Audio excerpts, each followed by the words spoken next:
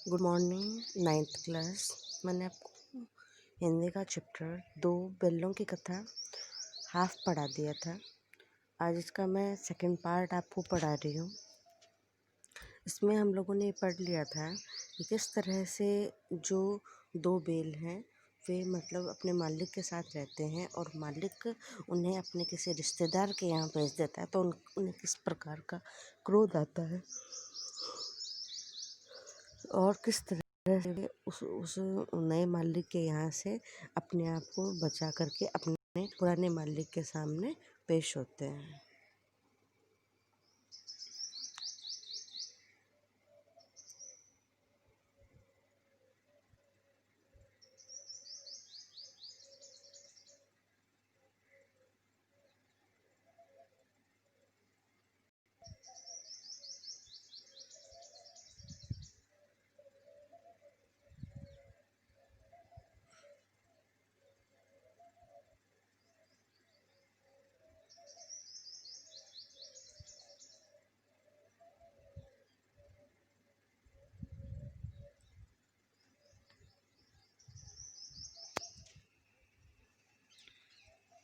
उसमें क्या था कि जो बच्चे थे, ठीक है, जो बच्चे थे उन्होंने भी क्या उनका बहुत समर्थन किया कि वे इस तरह के जो बेल होते हैं वो कहाँ मिल सकते हैं, ठीक है।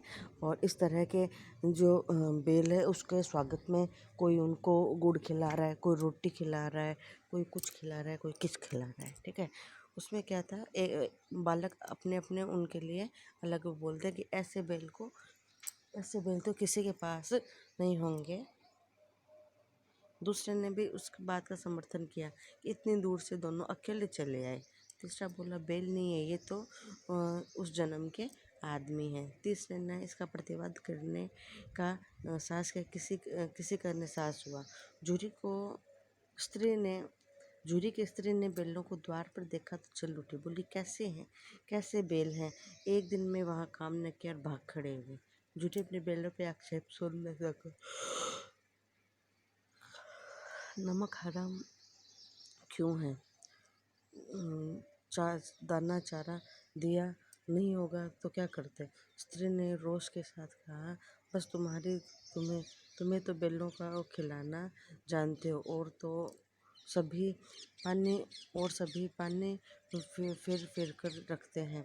जूरी ने कहा, चारा मिलता तो क्यों भागते। स्त्री चिड़ी चिड़ी भागी, इसलिए कि वे लोग तुम जैसे बुद्धुओं की तरह बेलों को सहलाते नहीं, खिलाते हैं नहीं तो रगड़ कर जोतते भी हैं। वे दोनों ठहरे कामचोर भाग निकले। अब देखो कहाँ से खली और चोकर मिलता है, सूखे भूसे के सिवा कुछ भी न दूंगी खाने, चाहे मर जाए।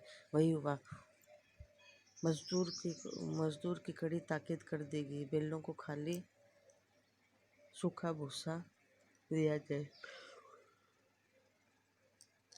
बैलों ने नाद में मुँह डाला तो फीका फीका लगा, न कोई चिकनाहट न खाए। आशा भरी आंखों से दार की ओर ताकने लगे। जूरी ने मजदूर कहा, थोड़ी सी खली क्यों नहीं डाल देता बे, मालकिन मुझे मार डालेगी, चुरा कर डाल दे। ना दादा, पीछे से तुम भी उन्हीं को ही कहोगे। दूसरे दिन जूरी का साला फिर आया, ठीक है, बैलों को ले गया। अब की बार गाड़ी में जुता। 2-4 बार मोती ने गाड़ी को सड़क की खाई में गिराना चाहा, संभाल लिया, पर वह ज़्यादा सहनशील था। संध्या होते घर पहुंचकर दोनों बैलों को मोटी रस्सियों से बांधा, शरारत का मजा चखाया, फिर वही सूखा भूसा डाल दिया उसने कि अगर दोनों बैलों को खली चुनी सब दी गई। दोनों बैलों को ऐसा अपमान कभी न हुआ। जूरी उन्हें फूल की छड़ी से भी न छूता, उसकी टिटकार से दोनों उड़ने लगते। दोनों को यही मार पड़ी। आहत संपन्न की व्यवस्था ही थी, सब कुछ सूखा मिला। नांद की तरफ आंखें न उठाई। दूसरे दिन गया, बैलों को हल में जोता गया, पर दोनों इसमें क्या था कि देखिए आप कि जो जानवर होता है उसको भी सम्मान पसंद होता है, ठीक है। इंसान इंसान की तरह उनके अंदर भी फीलिंग्स होती है। अब जो मालिक था पहले वाला, वो क्या करता था, उन्हें कुछ भी खाने को देता था, उनको सहलाता था, उनको प्यार करता था, ठीक है। तो उन दोनों बैलों को वो बोल रहे कि वह उन्हें मार भी लेता ना, तो हमें ऐसा लगता माने फूल की छड़ी से मारा है। लेकिन जो दूसरा वाला मालिक था,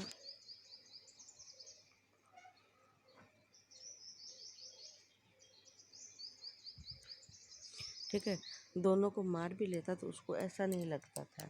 उसके बाद जबकि पहले वाले मालिक ने उसके द्वारा जो भी कार्य किया जा रहा था सारा अपमानजनक लग रहा था, ठीक है। जैसे कि खाना देना, उन्हें उन्हें पीटना, तो उन्हें लग रहा था कि हाँ, इससे तो मरना अच्छा है।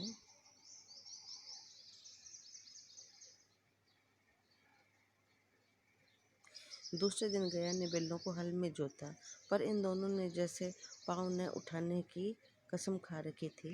वह मारते मारते थक गया, पर दोनों ने पाँव न उठाया।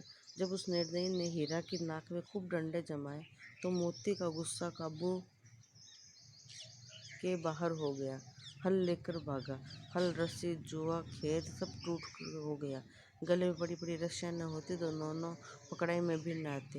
हीरा ने मुख भाषा में कहा, भागना व्यर्थ है। मोती ने उत्तर दिया, तुम्हारी तो उसने जान ही ले ली थी, अब की बार मार पड़ेगी। पढ़ने दो, बैल का जन्म लिया है तो मार से कहाँ तक बचेंगे। गया दो आदमियों के साथ दौड़ा आया, दोनों हाथों में लाठियाँ हैं। मोती बोला, कहो तो दिखा दूँ। उस वजह में भी लाठी लेकर आ रहा है। हीरा ने समझाया, नहीं भाई, खड़े हो जाओ, मुझे मारेगा तो मैं एक दो को गिरा दूंगा। नहीं, हमारी जाति का ये धर्म नहीं है। मोती दिल में ऐंठ कर रह गया। गया आ पहुंचा, दोनों ने पकड़ कर वसूल हो गए। दोनों इस वक्त मारपीट न होती तो मोती भी पलट गया होता। तेवर देख गए और समझ गया कि इस वक्त टालना भी अच्छी बात है। आज दोनों के सामने वही सूखा भूसा लाया गया। दोनों चुपचाप कर रहे, घर के लोग भोजन करने लगे। उस वक्त छोटी सी लड़की दो रोटियां लिए निकली और दोनों के मुंह में देकर चली गई। उस छोटी सी रोटी की भूख शांत क्या होती, पर दोनों के हृदय में मानो भोजन मिल गया। जिस सज्जन का आवाज लड़की बहनों की थी, उसकी माँ मर चुकी थी। सौतेली माँ उसे मारते थे, इसलिए इन दोनों बैलों के प्रति उसको एक आत्मीयता सी हो गई थी। दोनों दिन भर जोते जाते, डंडे खाते, अड़ते, शाम को थान पर बांध दिए जाते और रात वही बालिका दो रोटियां खिला जाते। प्रेम के इस प्रसाद से बरकत थी कि दो गाल सूखा भूसा खाकर भी निर्बल न बने, मगर दोनों की आंखों में रोम रोम में विद्रोह भरा था। एक दिन मोती ने मुख भाषा में कहा, अब नहीं आ जाएगा हीरा, क्या करना चाहते हो? एक आध को सींगों से उठाकर फेंक दूंगा, लेकिन जानते हो वह प्यारी सी लड़की जो हमें रोटियां खिलाती है, वह लड़की घर का मालिक, इस घर का मालिक है। यह बेचारा अनाथ न हो जाए।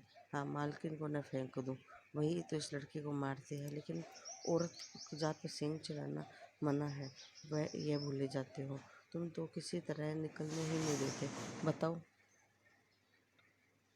बताओ, तो उड़ाकर भाग चले। हाँ, यह स्वीकार करता हूँ, लेकिन इतनी मोटी रस्सी टूटेगी कैसे? इसका एक उपाय है। पहले रस्सी को थोड़ा सा चबा लो, फिर एक झटके में उसे। रात को जब रोटियां खिलाकर चली गई तो दोनों रस्सी चबाने लगे। मोटी रस्सी मुंह में आती, बेचारे बार बार जीड़ लगाकर रह जाते। सहसा घर का द्वार खुला, वही लड़की निकली। दोनों सिर झुकाकर चाटने लगे। दोनों की पूंछ खड़ी हो गई, फिर उसने माथे सहलाए और बोली, खोल देती हूँ, चुपके से भाग जाओ, नहीं तो यहाँ मार डालेंगे।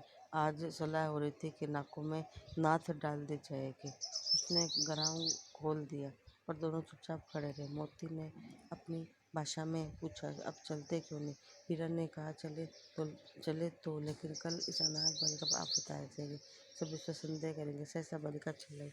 दोनों फूफा वाले बैल भागे जा रहे हैं और दादा, दोनों बैल भागे जा रहे हैं, जल्दी करो। गया हड़बड़ाकर भीतर से निकला और बैलों को पकड़ने लगा। गया ने पीछा किया और भी तेज के आदमियों को भी साथ लेने के लिए लौटा। दोनों मित्रों को भागने का सीधे दौड़ते चले गए। यहाँ तक कि मार्ग भी ज्ञात नहीं था। जिस से आए थे यहाँ उसका यहाँ पता रहता। नए नए गाँव मिले तब दोनों के किनारे खड़े हो सोचने लगे अब क्या करना चाहिए। हीरा ने कहा, मालूम होता है ये भूल गए हैं, तुम भी बेतहाशा भागे। वहीं उसे मार गिराना था। उसे मार गिराते तो दुनिया क्या कहती कि अपना धर्म छोड़ दे। अपना धर्म क्यों छोड़ दे। दोनों भूख से व्याकुल ने आज़ादी अनुभव की, पर तो मस्त होकर उछलने कूदने लगे। पहले दोनों ने डकार ली, फिर सींग चलाए और एकदम खेलने लगे। हीरा ने मोती को एकदम पीछे ढकेल दिया, यहाँ तक कि गिर ही गया। तब उसे भी क्रोध आया, संभल कर उठा और फिर मोती से मिल गया और देखा कि खेल खेल में झगड़ा हुआ चाहता है, तो दोनों किनारे हो गए। ठीक है, इसमें मतलब